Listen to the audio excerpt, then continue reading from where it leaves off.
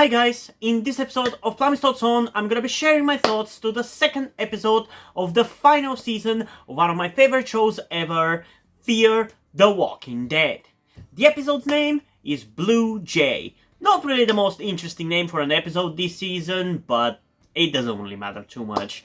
What does matter though, is that this was a far better episode than the first one.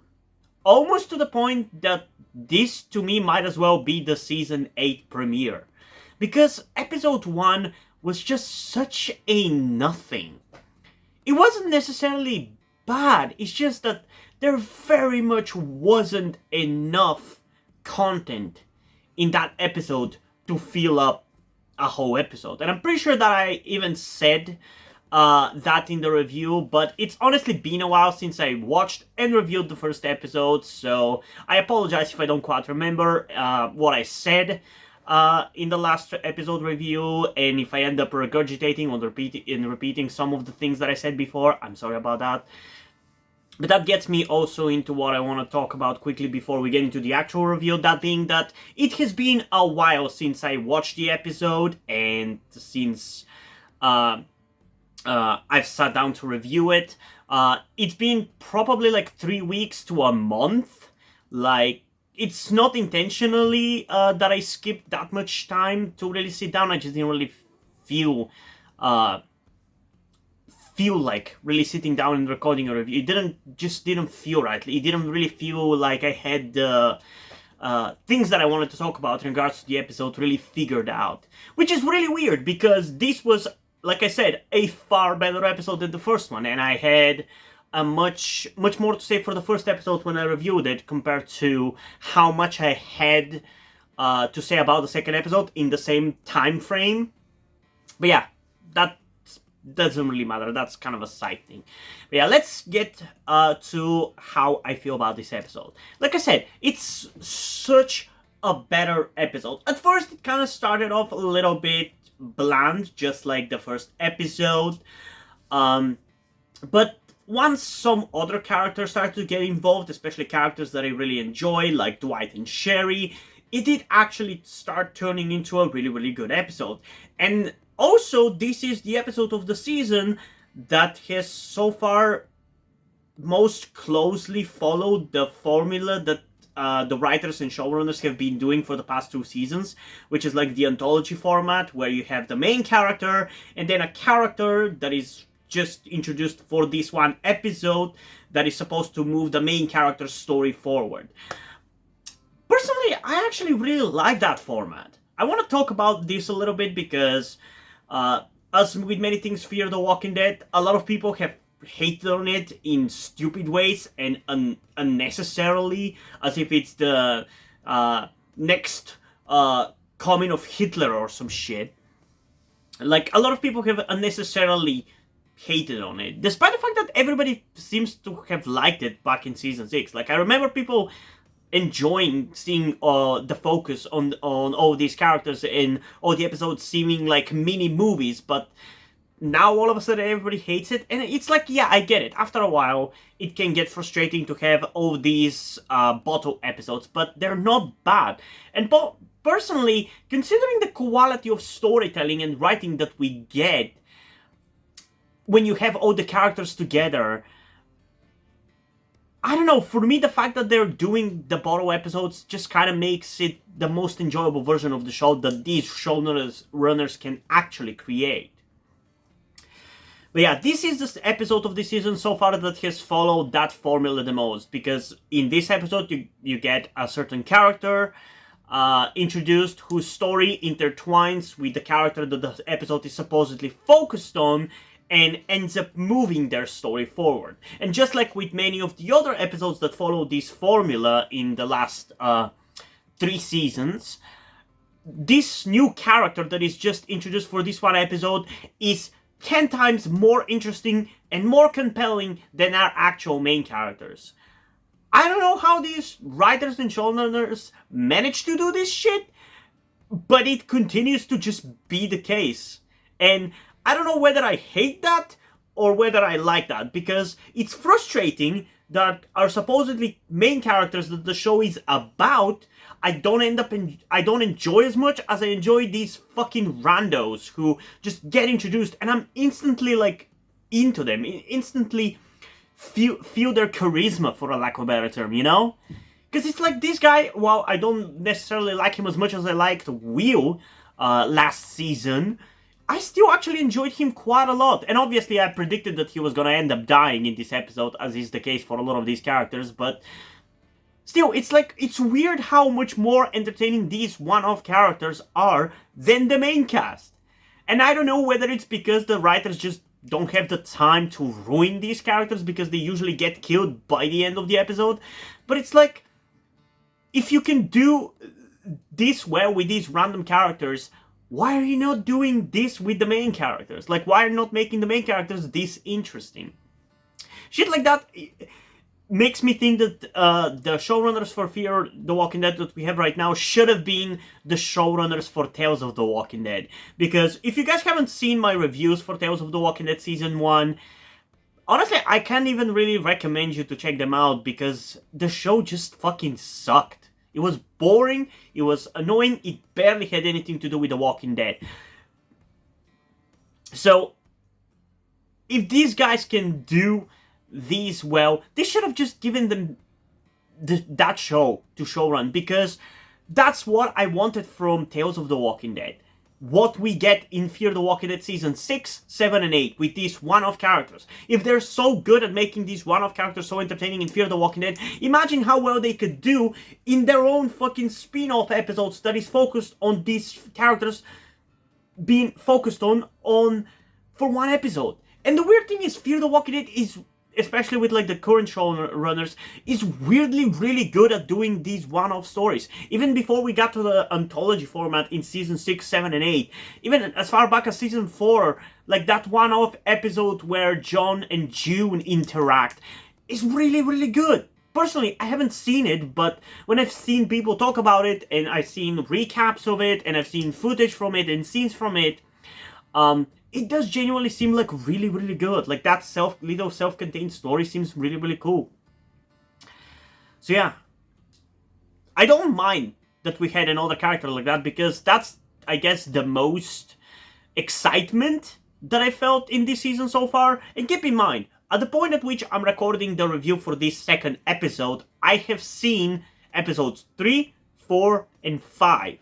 So I'm sorry if I end up accidentally spoiling something. I'm gonna try my best not to say anything about those latter episodes. But it's like, out of those first 5 episodes of this season, season 2 in some ways is the one that has shocked me the most, you know? And gave me things that I did not expect to get. And I'm gonna get to that as we get through like the story of the episode and the things that I have to say about it, but yeah. It was a really fun episode, and I love the inclusion of this random character. The funny thing is, though, at first it didn't really register that this character was going to be included in that kind of with that kind of formula in mind, because I think I remember reading before starting the season that they were going to be doing away with the anthology format for this final season, and they were going to be just, I guess, going back to what they were doing with like season 4 and 5, like more normal storytelling rather than specifically bottle episodes. But so I was under the impression they were not going to do that, so I wasn't really watching the season with that kind of mindset. And certainly episode 1 didn't necessarily feel bottle episode like, at least not to the same level that bottle episodes felt like in season 6 and 7. It felt more unconstrained in that regard. But this episode, so because of that, I wasn't really thinking about this season and this episode in that from that point of view. So when this guy kept reappearing, and once we actually got through his story, and then once we were, I guess, done with the episode, I was like, oh yeah, this is basically the formula that they did in season 6 and 7, right? So I think I figured that out when we got to the point where he ended up dying. And honestly, it's like his story was like the most engaging part of the episode, and in many ways it's like the focal point, which again is a lot of the time the case for these random characters. Like, their stories are so much more entertaining than the main plot of this show. Again, why didn't they just make these showrunners the showrunners of Tales. It's like they couldn't have done worse than what we actually got.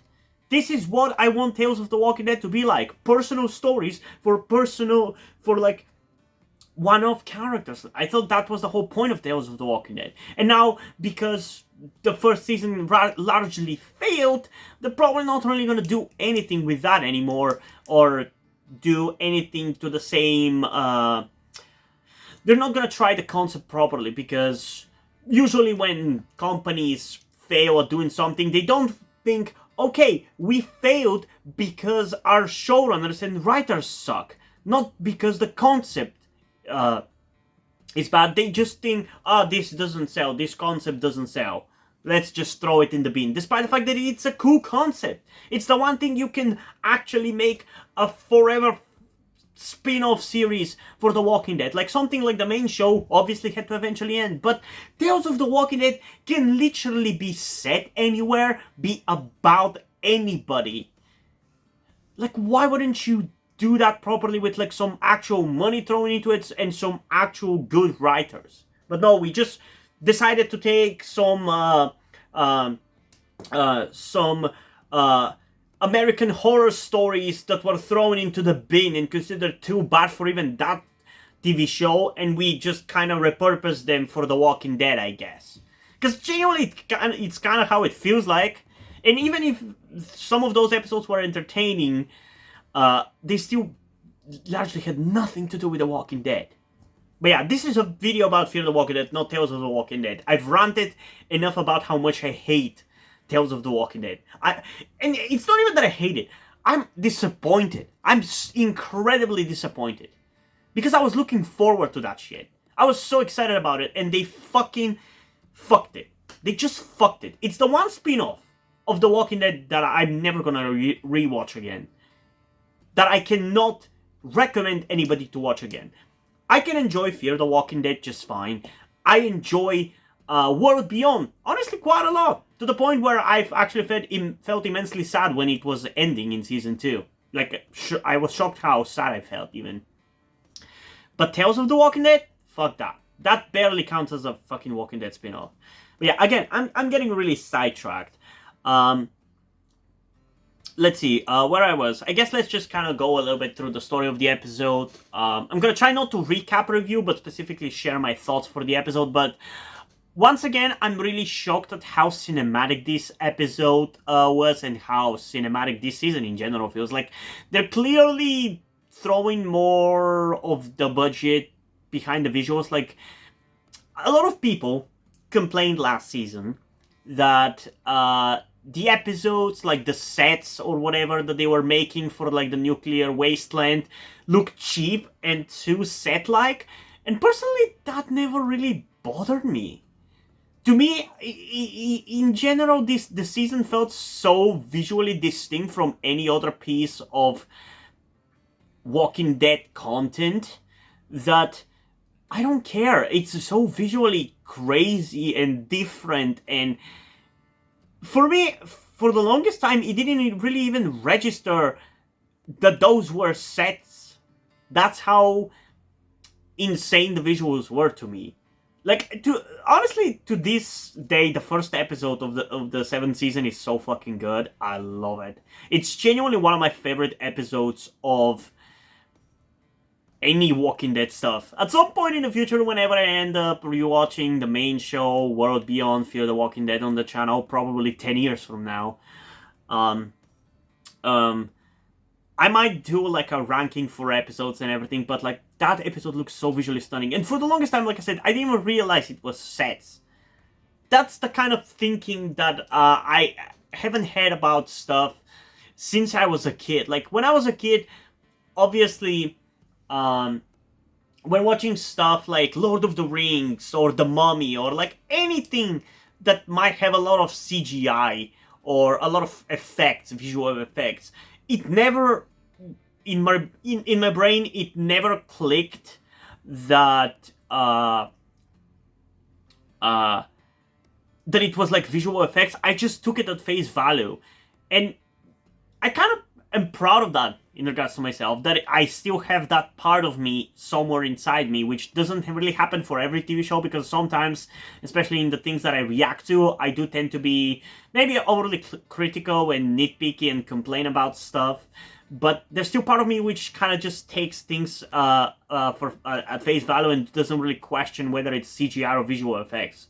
But I guess nowadays it's also kind of harder to like blur the line in that regard and make the VFX not trigger that alarm in my brain that questions stuff. So there's that as well. I'm getting really sidetracked in this review. I'm sorry. I'm just kind of talking about things that don't matter, but. Yeah, this season looks visually insane. So hopefully the people who complained about last season being largely on sets and stuff, hopefully those people are happy that we're actually out in the nature in this season quite a lot. And it looks honestly really fucking cinematic. It looks great. I'm still not sure how I feel about the aspect ratio change. It feels fucking out of nowhere and for no reason. Sure, I guess it makes it kind of more cinematic, but I also fucking hate it. I honestly hate it. Why are we not using all of our free real estate on our computer screens or TV screens or whatever? Why are we intentionally fucking putting the fucking blue bars on top? How is this any different than just what we used to do with like our 4:3 ratio screens like 15 years ago, you know? It's like, it's just as stupid. And it pisses me off because, yeah, even my brain kind of registers it as more cinematic and kind of better.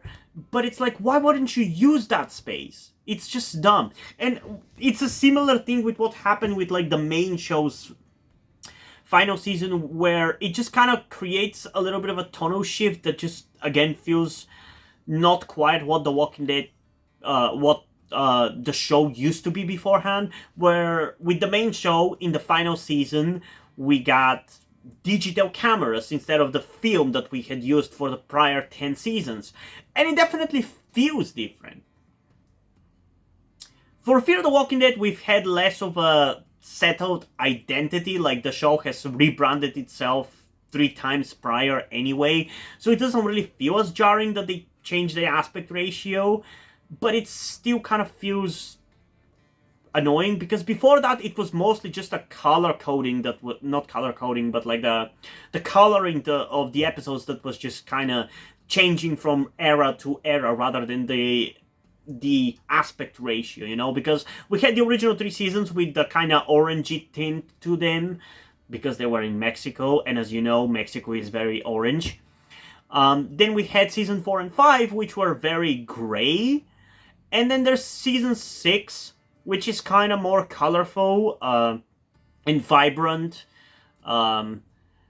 and everything. And then there's season 7, which is similarly colorful and vibrant, and it's kind of a mix of everything that came before. Some more gray stuff, some more colorful stuff, some more orangey stuff. Like, it's a good mix. And then there's this final season, which is like crystal clear cinematics.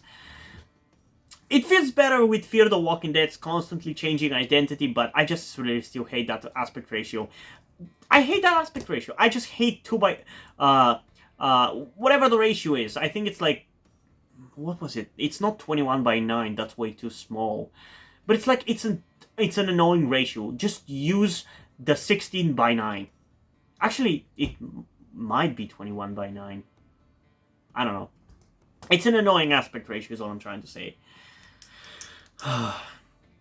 So, before getting into the episode, I was kind of excited to see what they were going to be doing with June this season, because from the trailers, it seems like she was going to be like very badass and very kind of survivalist or something along those lines. That's what people described it as, the way she was portrayed. But honestly, it's not that different from the way she has been in the previous seasons. Like, she's largely the same as last season, just a little bit, I guess, more muscular, for lack of a better term. She's still just largely a plot device rather than a character of her own.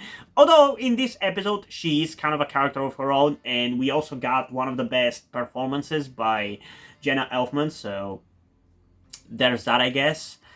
Um, so that was honestly pretty cool. And like I said, I enjoyed the character that she was paired with in this episode and that she had to kind of bounce off of with her acting.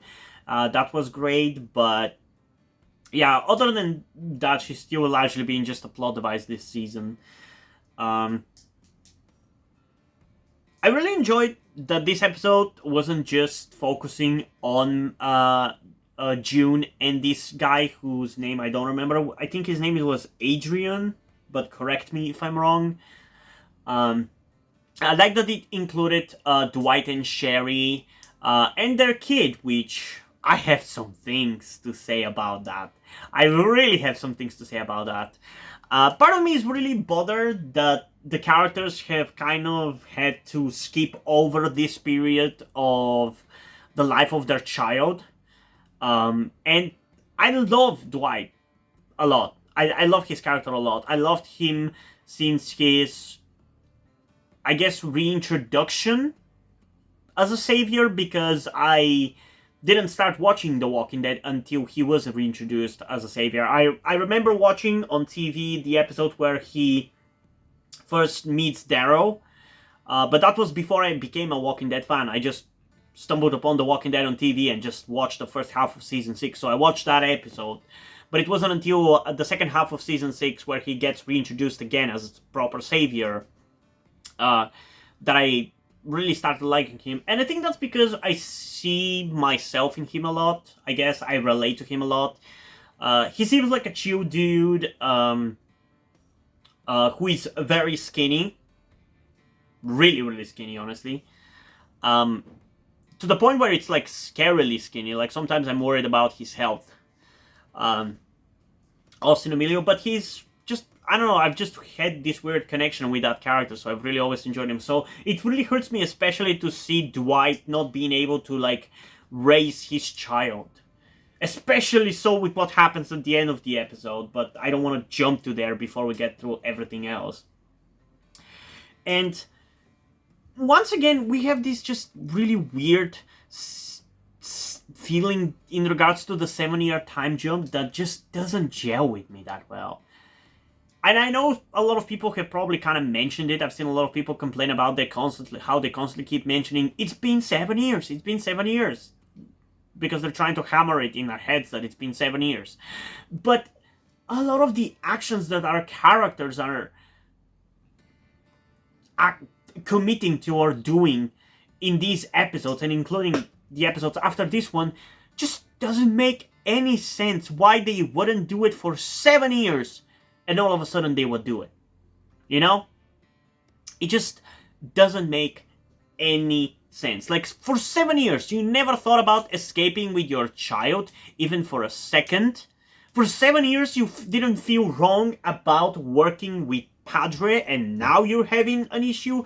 And it's like, I'm not just trying to say that they're not necessarily doing a bad job of portraying that or executing that, because they do have the characters acknowledge and explain why for 7 years they didn't do anything, like how Morgan and Grace in episode 1 explained that the reason why they are so adamant for Mo to go back to being with Padre is because they feel like they can't offer her the life and protection that she can get from Padre. They cannot offer her that. Like, at least it kind of makes sense, because Padre is a community. They would be only one family, and they've tried to build communities several times. They've failed, so they're like, okay, we can't do it clearly, so let's just leave her with this community and let's try to protect the community as a whole, and hopefully that will keep her safe, you know? It kind of makes sense. And similarly, in the case of Dwight and Sherry, the way they explain themselves, it makes sense. Like, it's not like their actions don't necessarily make sense, but it just still feels like for 7 years you never had that thought. You never had this talk. You never had this argument about it. That now you're having, like, you never questioned it like that. Because I'm pretty sure in this episode they compared this to how it is, how it used to be for them at the sanctuary.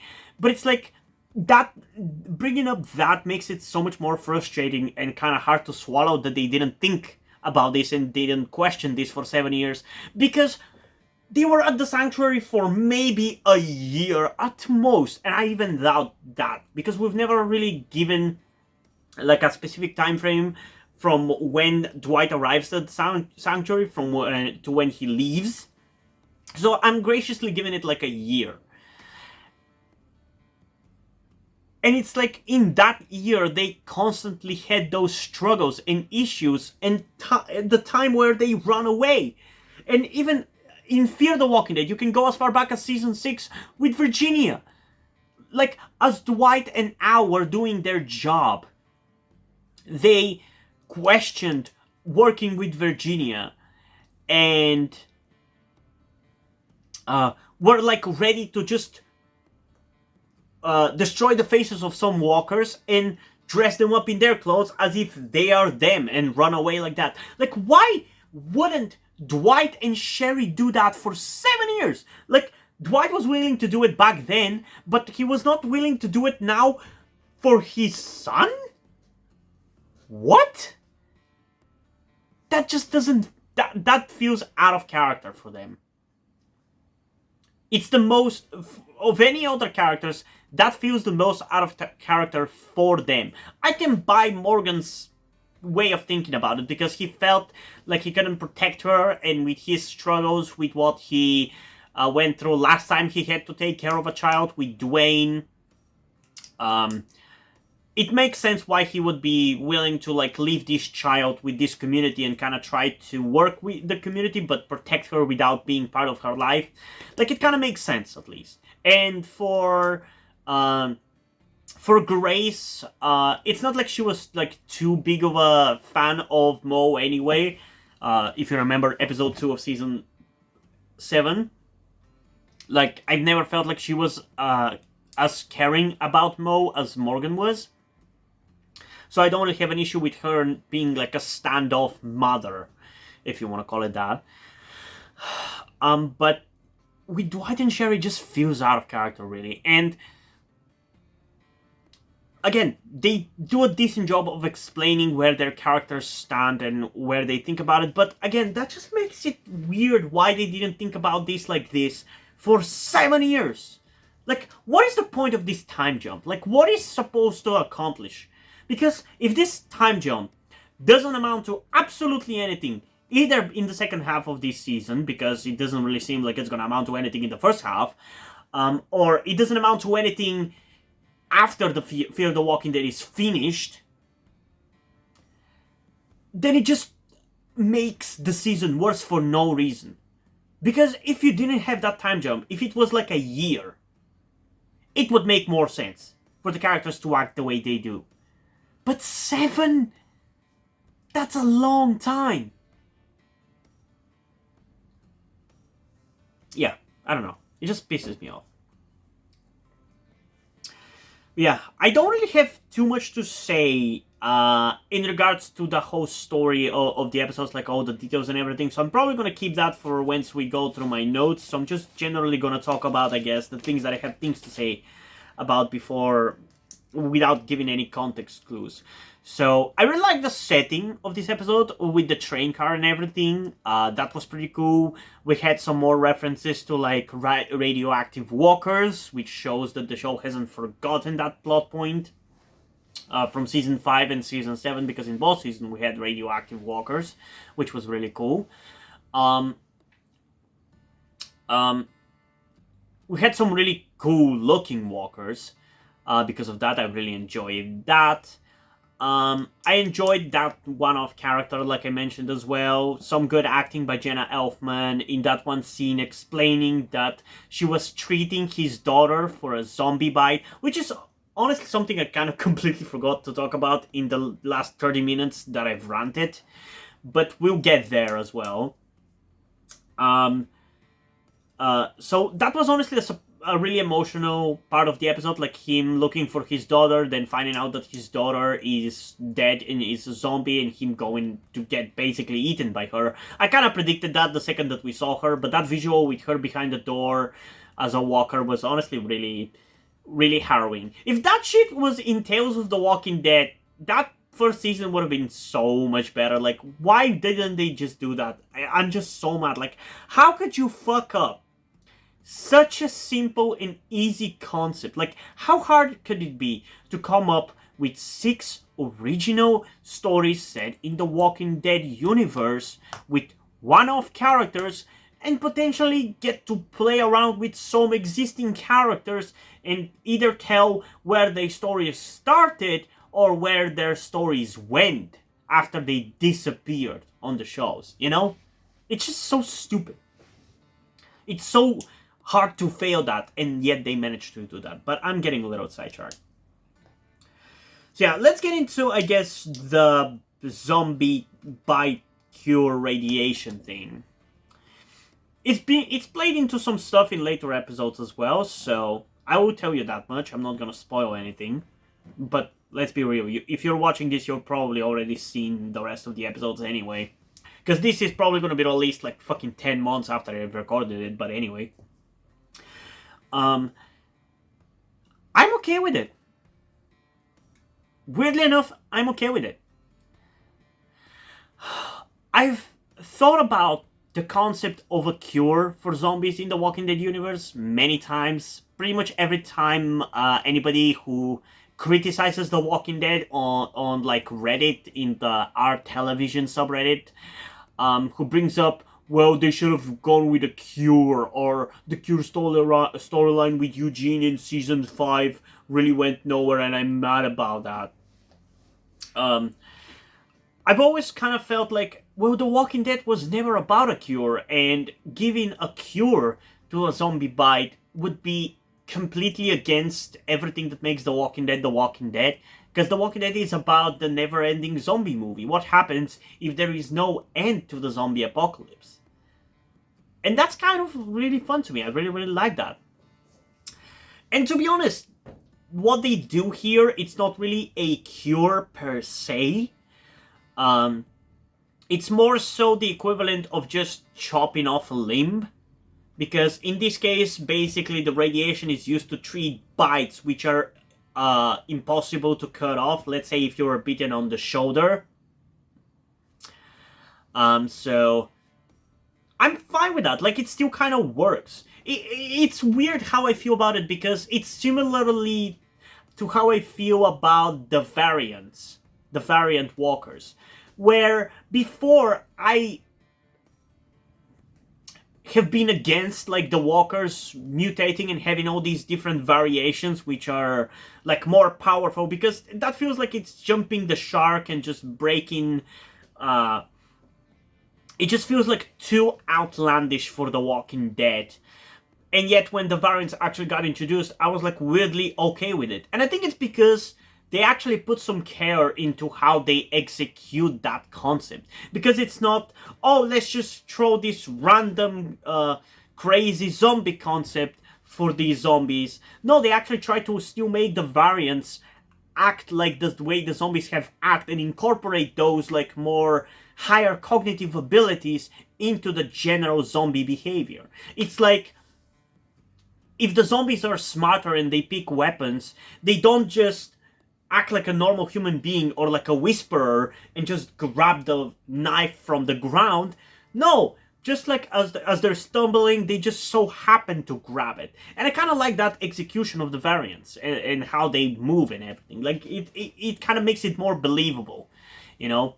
And it's similar to with the way they're using this as a cure. They're not using it to like cure zombie infection. Like, if you die, you still turn into a zombie. But they're still kind of incorporating it using the existing rules. And I really like that, because they easily could have just been like, oh yeah, this is a cure for the zombies. Radiation is cure for the zombies. But they're still kind of incorporating it. And it's not quite clear whether it does work or not, because June does claim that no matter how much she tried to cure that daughter of the new one-off character, she just ended up giving that girl too much radiation, so she ended up dying. Because, like, yeah, it slows it down, but it doesn't cure it, it seems like, so far. Anyway, which makes what happens at the end of the episode even more harrowing, but I'll get there. So yeah, I've seen people like weirdly not understand what they're doing with the radiation. Like a lot of people are like, well, how is radiation the zombie cure? And it's like, I feel like some people are acting intentionally stupid and they're intentionally trying to misunderstand what the show is doing. Because I feel like maybe a lot of people cannot really tell the difference between the zombie bite virus, for lack of a better term, that kills you, and the zombie virus that brings you back from the dead. Because I feel like that's the best way to describe it, because in a way there's kind of two viruses, like one that brings you back and one that kills you when you get bitten by a zombie. Because as you know, in the Walking Dead universe, no matter how you die, you come back to life. Like you return as a zombie. Regardless of how you died, as long as the brain is intact, you're gonna be a zombie. But at the same time, when you get bitten, you also die. Not because that zombie virus is necessarily what kills you, but because it's generally accepted that the reason why people die when they get bitten by the zombies is because of the bacteria and just the nastiness that is in zombies' teeth when they bite you. So it's like, this is a cure for that bite, not for the virus that brings you back from the dead. So even if this was a cure, it still wouldn't solve the zombie problem, because when you die, you would still turn. So people who complain that this breaks the Walking Dead universe, like, how has nobody fucking figured out that radiation stops the virus or whatever? Well, it's because this is the equivalent of an amputation. And even for the amputations, it's not a 100% thing that the character is gonna survive. Like, they could just as easily die if you don't take it on time. It's kind of a luck thing, really. But yeah, personally, I'm okay with that, with the way they've done it. But at the same time, I'm kind of split about whether I want it to work or not. Because I'm fine with them exploring cures as a concept. Like, I'm fine with the Walking Dead universe as a whole, having the characters try to figure out cures for the zombies, because it makes sense that people in the zombie apocalypse, no matter how many years in, will try to figure things out. That's just human nature. I just don't really want a cure to be created. But with the situation at the end of the episode, I don't know whether I want them to have this actually be a cure or not, because on one hand, I feel like that's gonna destroy another level of tension that I already feel like the Walking Dead universe is not really that great at executing right now. But on the other hand, I don't want to lose Dwight and Sherry's kid. Because what happens in this episode, I honestly couldn't believe my eyes that I actually went there. I thought that they would pull away the walker head right before it was about to bite Dwight and Sherry's kid. Like, what the fuck, man? These characters have been through so much shit, and what do? You kill their son, basically. I can't believe the writers went there. If there's one thing I would give these showrunners, they really are not afraid to take risks and kill characters in the last 3 seasons. Like, season 4 and 5 are weirdly safe in comparison. Like, barely anybody died in season 4 and 5. I guess Nick died in season 4, and Madison was thought to have died in season 4, and yet I don't believe anybody died in season 5. But in season 6 to now, we've lost so many main characters. It's fucking insane, dude. And Finch is not like a main character, but it's affecting main characters, which is just so wild to me. Like, I can't believe they actually went there. I feel like if it was the main show, they wouldn't have gone there. And I guess the risk-taking that the showrunners commit to, a lot of it comes from, I guess, just not really giving a shit and not really thinking things through. But, yeah, I don't know. I just hate what they put through my favorite characters with that. Because it's like, Dwight and Sherry don't deserve this shit. They suffered under Negan. Dwight got his face burned. They lost each other across the United States, and they managed to find each other. They survived a nuclear wasteland, only for Sherry to get pregnant. They couldn't see their kid for 7 years. And the one time they actually get to, like, talk to him more personally and explain everything to him, they basically lose him because he gets bit. This is not fair.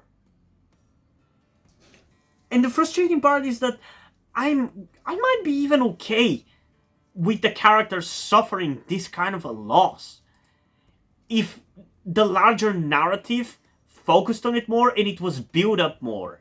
Now, the fact that it wasn't built up in any way, shape, or form made that it was more shocking, because I genuinely had my mouth fucking open, which is not something I get from Fear the Walking Dead that often. Certainly more often in season 6, 7, and 8, but still, by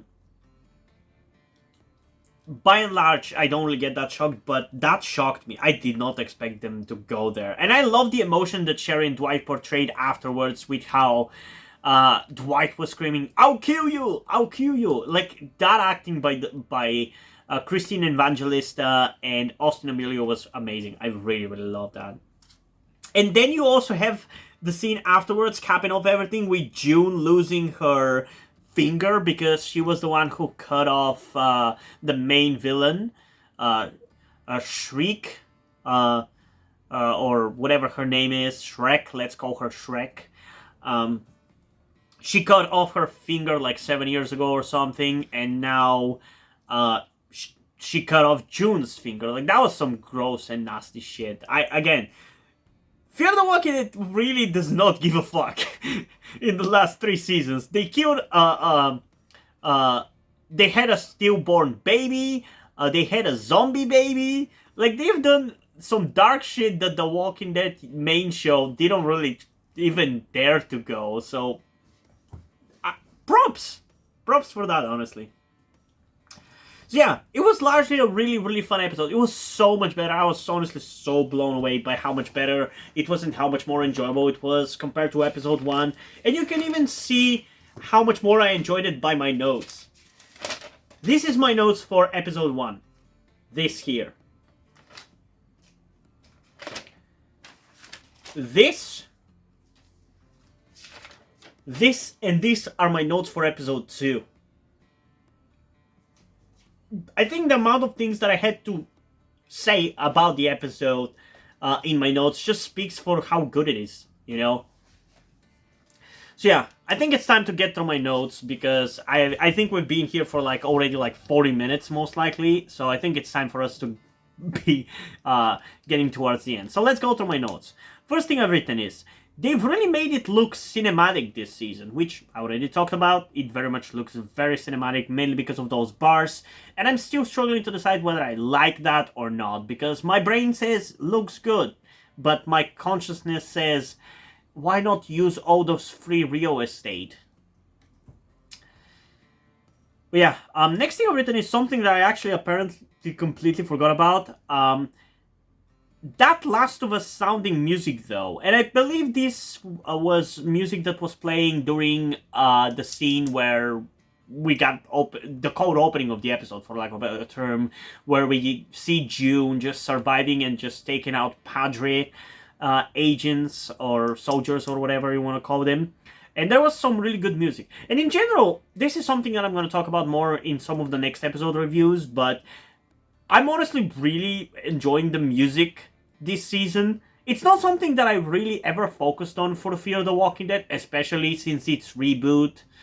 But it's like, this season they've really upped it a little bit, to the point where the music is actually noticeably entertaining. Because before I didn't even really notice it, let alone enjoy it. And now I'm actually really liking the tracks that are playing in the different scenes. But yeah, that's going to be something I'm going to talk about more for episode 4. Okay, next thing I've written is, finally, you can actually feel the 7 years. And I don't really know in regards to what that was really. Genuinely, I don't know. I guess it was something in regards to, again, that opening scene with June just surviving and everything. Uh, the way she was dressed and the way she was behaving, like it kind of felt like a lot of time has passed. Um, I'm expecting that because the next thing I've written is I like survivalist June. And I do like that. Seeing her survive on her own, a la Dario, is pretty badass.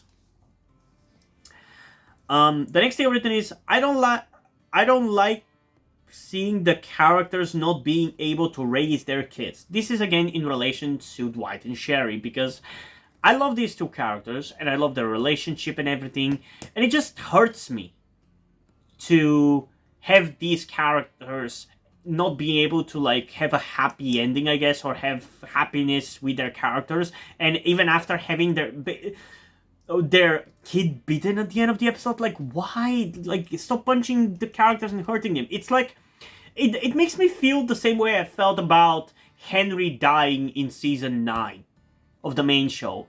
It's like, how many times can you do that to Carol before it just becomes too much? Like, stop hurting her. She doesn't deserve this shit. But I feel like this hurts me more because I am more into Dwight and Sherry's characters, more so the former, rather than the latter, than I ever was for Carol. Like, I enjoy Carol. I think she's an entertaining character. I love Melissa McBride. She's a great actress. But I never related to her character the same way I relate to, like, Dwight. So this hurts me more personally, I guess. And it just hurts me to see these characters not be able to be part of their children's, like, most important years. It's the same shit as with Rick not being able to raise Judith. And by the time he actually gets to Alexandria, she's gonna be an adult. So it just kind of feels weird, you know, and annoying. The next thing I've written is, why would Dwight and Sherry stay at Padre after Negan and Strand? Because, again, I already mentioned this, but I'm pretty sure they, like, themselves name dropped that Padre is a lot like the Sanctuary or Strand. So why stay there for 7 years? How could you not feel like it was wrong to stay there any time earlier? Like, it feels like a plot contrivance and it feels out of character for them. And it's even more annoying because they keep mentioning that shit in future episodes. But I don't want to spoil anything. I don't want to say anything, so I'm going to talk about it for that episode. Whenever we get to review that. But yeah, it's just frustrating. Next thing I've written is, man, I've missed Dwight. I think that's just because it's been a while since we watched season 7. So I've just been really missing seeing the character because I really enjoy him, like I said. Next thing I've written is, I can get over how cinematic this season looks. I think this is around the time when they were in the train and they were trying to turn on a generator at the other end of the train or something. And there were just like a lot of cinematic shots of that train car and the zombies around it. Like, it looked really good, and I really liked it. And it honestly kind of reminded me of Train to Busan a little bit. It looked pretty good. Next thing I've written is, no shit, it feels like the Sanctuary. You realize that just now? I already mentioned this, even in these notes.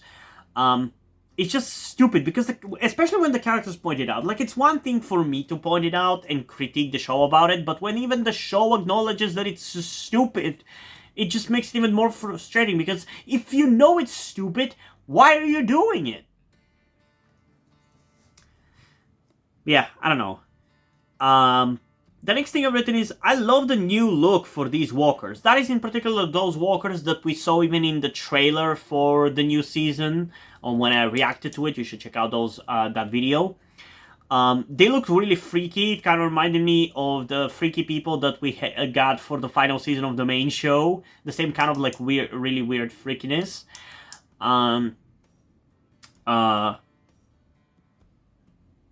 And they look really great, and they look like that because they went through radiation treatment, similar, basically the same as what you go for when you go through cancer. So they were both because of that, and they looked really ghoulish, and I love it.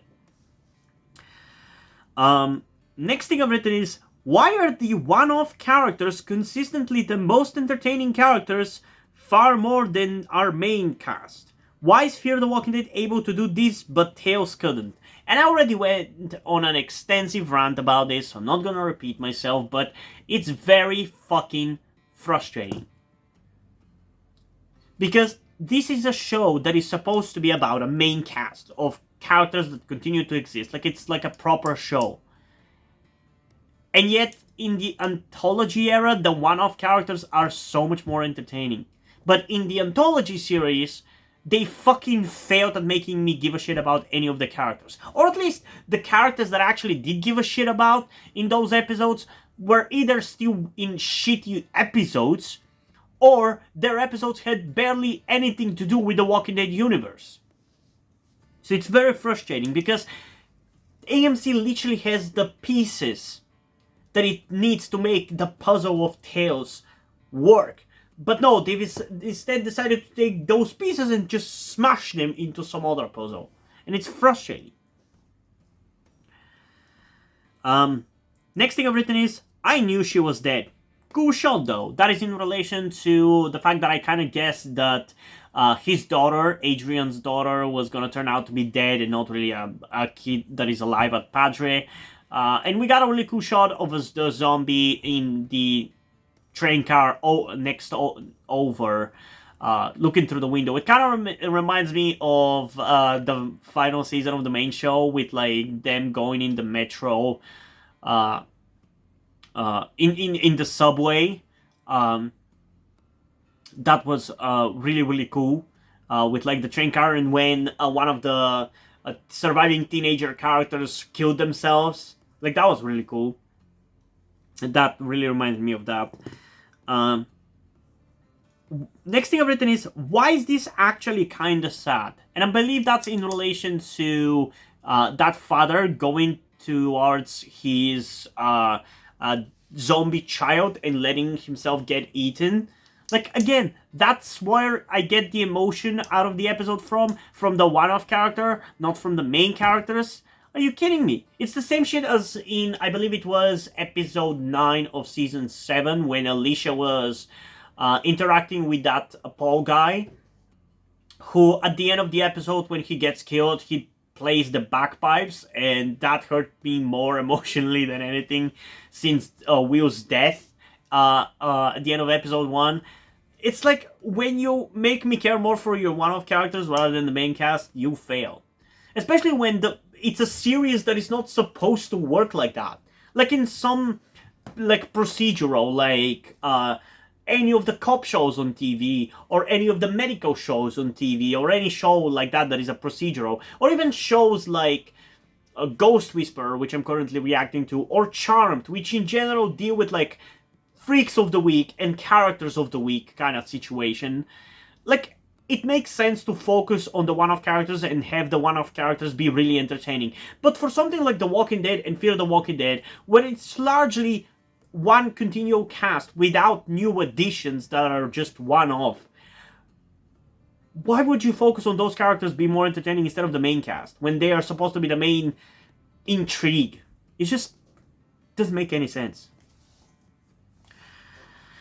And then the final note that I wrote down in regards to this episode is, what the fuck? I can't believe they actually did it. The shit Sherry and Dwight have gone through, they don't deserve this. And that's generally how I feel about it. It's badass, it's cool, it's kind of shocking and ballsy that they actually did that with main character's child. Because to me, it kind of feels like the equivalent of like doing it to like Judith in a way. Not obviously not the same, because Dwight and Sherry are not to the level of importance to the franchise, or nor are they as main character to the level of main characterness as Rick and Michonne are. So their kids' death or hurt doesn't feel as impactful necessarily. But for me personally, it just feels very impactful because I care about those characters quite a lot. And I guess my issue with that is, it feels like that bothers me quite a lot, because it doesn't feel like the writers did it because they have this really good thought out story that they want to give this really well thought out shocking moment, but rather because they don't give a shit what's gonna happen to those characters and whether it's gonna make sense and feel satisfying. It feels like they've done this shocking action because they don't give a shit, not because they actually have thought it through. But yeah, I don't know. All I know is that this was honestly a really good episode that I really, really enjoyed. It was super enjoyable, lots of emotion, lots of good acting, lots of good visuals, and most importantly, it just didn't really feel boring like how episode 1 did. Like, episode 1 was just... it just wasn't compelling.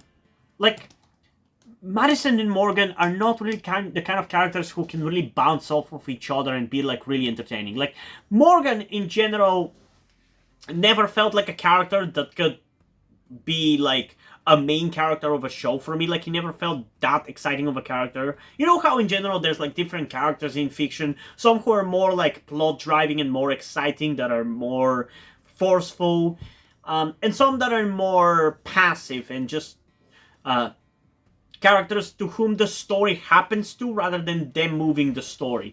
I feel like Morgan was more of the characters who the story happens to rather than them driving the story. Whereas characters like Nick, for example, were more of the characters who drive the story forward. That's why, in my opinion, pairings between the pairing between Nick and Morgan in early season 4 actually works really well, because they are two characters who are polar opposites in that regard. One drives the plot forward, and the other one has the plot happen to them. It's similar to why Daryl and Carol work well as a duo of characters that really mesh together well, because Carol is a character that, I mean, to be honest, I guess it's because in different situations they kind of switch where they stand in that regard. One is more forceful, one is more passive. I feel like Daryl is the more passive character, whereas Carol is the more forceful one. But there are situations where their roles switch like that. But for the most part, that combination just works really, really well. And Madison, for me, is, again, the kind of character who largely the plot happens to. Like, she's not a plot driver. Like, she can be, but she is not for the most part. The only time where she was a kind of a plot driver, in a way, was kind of halfway through season 3, and more so in the second half, where she actually got to do some stuff and move plot forwards and do things to characters. But before that, she wasn't like that, and definitely the way she's written in the reboot of Fear the Walking Dead, she's not really a plot-driving character. So when you have two passive characters like that, like, it just doesn't feel entertaining, even if they're kind of trying to make her be a plot driver, because the story kind of opens up with her, and her reminding Morgan who he used to be 7 years ago or whatever is what makes him try to with what basically kind of sets the whole season in motion. But I don't know, it just still doesn't work. Whereas this episode, we have some of the more like plot driving characters actually be in this episode, in the form of June, Dwight, Sherry, and this one-off character who has his own plot, also kind of driving the plot forward. Like, we have a lot of the pieces that push forward that are present in this episode, and I think that's why it's so entertaining. It's very exciting. And that is not to say that more passive characters cannot have good episodes. We did have that a couple of episodes from now. Once we get to talk to it, you'll see what I mean. But it's like, it's harder, it takes more effort and work. And it's still not quite as exciting as episodes like this one, where you have all of the more like plot forwarding kind of characters be the focus. But yeah, I really enjoyed this episode. In terms of rating for me, it's probably going to be like an 8.6 out of 10. In comparison, I would probably rank episode, or rate, should I say, episode 1 of this season at a 7.8 out of 10. I don't remember what I rated it, because it's been like 2 or 3 weeks since I last reviewed that episode. But right now, I would rate it 7.8, so this one, episode 2 for me, is 8.6, which I think is a pretty good rating. Maybe it could be as high as 9, but again, it's been a little bit of time. My feelings have subsided a little bit, so if I reviewed it maybe a couple of days afterwards, I probably would have given it a 9 out of 10, especially because of that shock value at the end. But right now, I think it's a solid 8.6 out of 10. So there's that. I am curious though, what do you guys think about this episode? Did you really enjoy it as much as I did? What are your guys' thoughts in general about the things that I mentioned in this review, which didn't necessarily just have to do with the episode or Fear the Walking Dead? Comment all your thoughts down below, and let's have a discussion about this. And also, before we end this video, I just want to give a huge shout out to my currently 5 patrons on Patreon.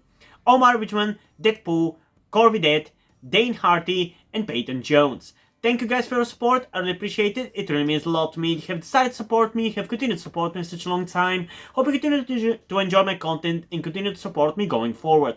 Thank you very much. And yeah, hope you guys enjoyed this video, and if you did, please leave a like, subscribe. Also, check out the description to my Wattpad, where I post my stories, because in addition to doing all these videos on my channel, I'm also a writer.